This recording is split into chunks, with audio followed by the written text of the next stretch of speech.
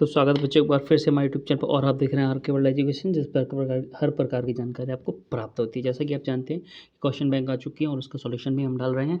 तो ये अध्याय 8 का पार्ट 2 रह गया था हमारा, पार्ट फर्स्ट डाल दिया था मैंने।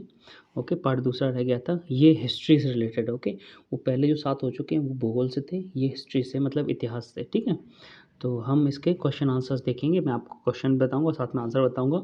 और ऐसा कर सकते हैं आप, सबसे पहले जैसे ही आंसर्स देखें आप स्क्रीनशॉट लेकर उसको याद कर सकते हैं। ओके, चलिए शुरू करते हैं बिना किसी देर के। ये बता देता हूँ आपको, सामाजिक विज्ञान में से ये।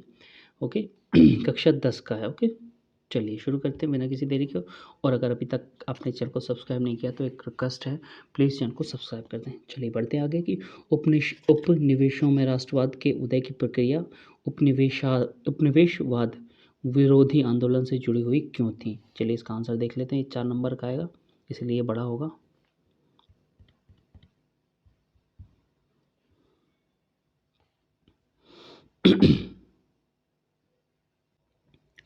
तो इसका आंसर ये रहा कि आप इसका स्क्रीनशॉट ले लीजिए। बेस्ट चीज़ यही है कि स्क्रीनशॉट ले लें आप।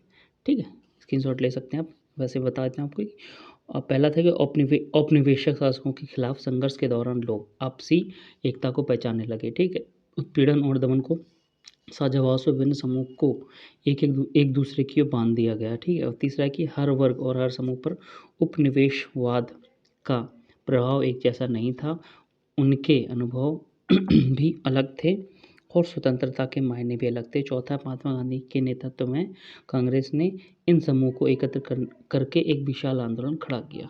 चलिए दूसरा देख लेते हैं। दूसरा क्वेश्चन है कि पहले विश्व युद्ध ने भारत में राष्ट्रीय आंदोलन के विकास में किस प्रकार योगदान दिया है। इसका आंसर देख लेते हैं। चलिए इसका आप स्क्रीनशॉट ले लीजिए। ठीक, मैं एक्सप्लेन ज़्यादा नहीं करूँगा, बताऊँगा भी नहीं आपको, आप इसका स्क्रीनशॉट ले लीजिए। ओके, ये लगभग 70 किस में आएगा, 70 नंबर में आ जाएगा। ठीक है ना, 70 से 100 के बीच में आ जाएगा, आपको पूरे 4 नंबर मिल जाएंगे। स्क्रीनशॉट ले लिया। चलिए आगे बढ़ते हैं। इसमें से मैं आपको IMP बता दूंगा, IMP कौन सा, इसमें सारे याद नहीं करना। ओके, आगे बढ़ लेते हैं कि ये तीसरा है कि भारत के लोग रॉलेट एक्ट के विरोध में क्यों थे। ये तो आपको रट लेना है। ओके, IMP है ये आप रट लेना। ओके, चलिए देख लेते हैं इसका आंसर भी।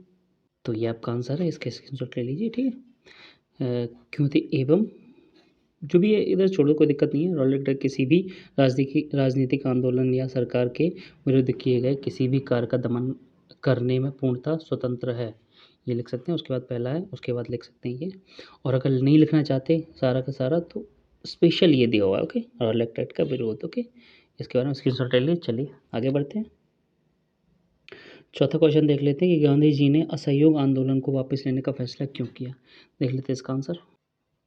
इसका भी स्क्रीनशॉट ले लें, यहाँ से यहाँ तक है, काफ़ी अच्छा है, आंसर भी दिया होगा। 5 फरवरी 1922 को गोरखपुर में क्या हुआ, चौरा चौरी नामक गांव की उत्तेजित भीड़ ने पुलिस थाने में आग लगा दी थी।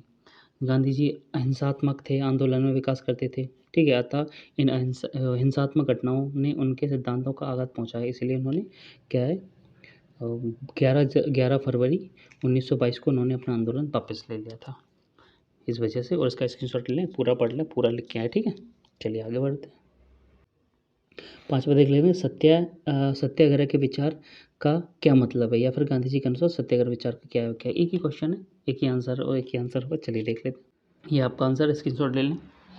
एक्सप्लेन नहीं करूँ, काफ़ी बड़े बड़े हैं, इस वजह से मैं एक्सप्लेन नहीं कर रहा उनको, नहीं तो बहुत बड़ी वीडियो हो जाएगी, पता चले इतना बड़ा कि फिर आप दिक्कत आए उसमें, इस वजह से। चलिए अगर आपको वीडियो पसंद आ रहा हो तो प्लीज़ सबसे पहले तो लाइक करें, साथ में चैनल का सब्सक्राइब करें, ये रिक्वेस्ट रहेगी। ओके, चलिए आगे बढ़ते हैं। अब आ जाते हैं हम 6वें पे, रिपोर्ट लिखना है इसको, जलियांवाला बाग और साइमन कमीशन दोनों पे लिखनी है थोड़ी थोड़ी। चलिए देख लेते हैं।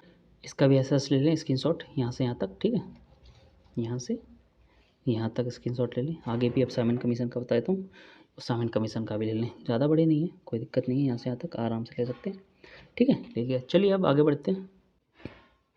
7वें का देख लेते हैं कि इस अध्याय मतलब भारत में राष्ट्रवाद में दी गई भारत माता की छवि और अध्याय यूरोप में राष्ट्रवाद का उदय में दी गई जर्मेनिया की छवि की तुलना कीजिए। ये इसका आंसर नहीं मिला, आप ऐसा कर सकते हैं। वैसे ये इतना इंपॉर्टेंट नहीं, लेकिन इंपॉर्टेंट की बात करें ना तो 5वां हो गया था, 6वां हो गया। ओके, और तीसरा था, और ये चौथा भी है। फैसला ने क्यों लिया ऐसा। हाँ, चलिए अब देख लेते हैं। 8वीं की बात कर लेते हैं। तो कि 1921 में असहयोग आंदोलन में शामिल होने वाले सभी सामाजिक समूह की सूची बनाइए। इसके बाद उनमें से किन्हीं 3 को चुनकर, ऐसा कुछ नहीं, छोड़ो इसको, बहुत ज़्यादा बड़ा है, इतना बड़ा नहीं दिया जाता क्योंकि आपको टाइम भी तो लगता है लिखने में। ठीक है, चलिए आगे बढ़ते हैं। नमक का देख लें, नमक देख लेते हैं। नमक यात्रा की चर्चा करते हुए स्पष्ट कीजिए कि यह उपनिवेशवाद के खिलाफ प्रतिरोध का एक असरदार प्रतीक था। ये बिल्कुल, ये आपका इंपॉर्टेंट है, इसका आंसर देख लें। चलो, तो इसका आंसर ये रहा, स्क्रीनशॉट ले लें इसका, यहाँ से लेके ये पॉइंट में लिखा हुआ है तो पॉइंट में लिख सकते हैं, पहला है, दूसरा, तीसरा, चौथा, और 5 पॉइंट लिख सकते हैं। इससे ऊपर वाले 6-7 मत लिखना यार, मन हो तो लिख लेना 5 और 6वां ये भी दे दिया, स्क्रीनशॉट ले लें इसका भी। ठीक है, तो इसमें आ गया स्क्रीनशॉट, आप इसमें भी पूरा ले सकते हैं। चलिए आगे बढ़ते हैं। आगे बढ़ते हैं कि 10वां देख लें। कल्पना कीजिए कि आप सिविल नाफरमानी आंदोलन में हिस्सा लेने वाले महिला हैं। ठीक है, महिला हैं आप। ओके, बताइए कि इस अनुभव का आपके जीवन में क्या अर्थ होगा। ये भी कोई खास इंपॉर्टेंट नहीं है। ठीक है, इंपॉर्टेंट तो यही था आपका 9, और साथ में था आपका 7 नहीं था, माफ़ी चाहूँगा, 6वां था। बाकी इंपॉर्टेंट दोबारा से बता दूँ आपको। अब देखिए 11वीं की राजनीतिक ने पृथक निर्वाचिका के सवाल पर क्यों बटे हुए थे। चलिए इसका आंसर देख लेते हैं, ये भी इंपॉर्टेंट है। इसका आंसर ये रहा। ठीक है, इसका आंसर आप 4 तक लिख सकते हैं, कोई दिक्कत नहीं है। 4 भी काफ़ी बड़ा हो जाएगा, स्क्रीनशॉट ले लीजिए, थोड़ा सा टेढ़ा है, कोई बात नहीं। 5-6 लिखना चाहते हैं तो लिख सकते हैं, ये लीजिए स्क्रीनशॉट, इसका भी ले लीजिए। चलिए अब आगे बढ़ते हैं।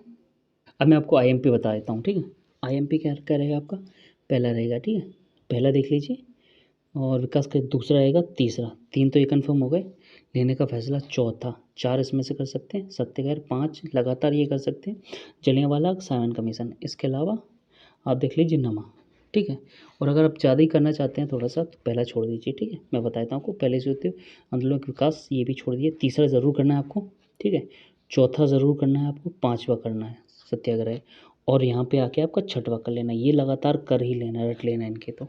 और आपका कौन सा लेना है, नवा। ठीक है, ये कर सकते हैं आप बिल्कुल। और मैंने आपको सारे के सारे इनके आंसर बता दिए हैं। 5 क्वेश्चन इसमें से कर लीजिए, कोई दिक्कत नहीं, इसमें से एक आ जाएगा, आएगा तो, वैसे तो एक ही आएगा, एक पूछा जाएगा इसमें से। चलिए मिलता हूँ अगली वीडियो में। आज की वीडियो में इतना ही, धन्यवाद।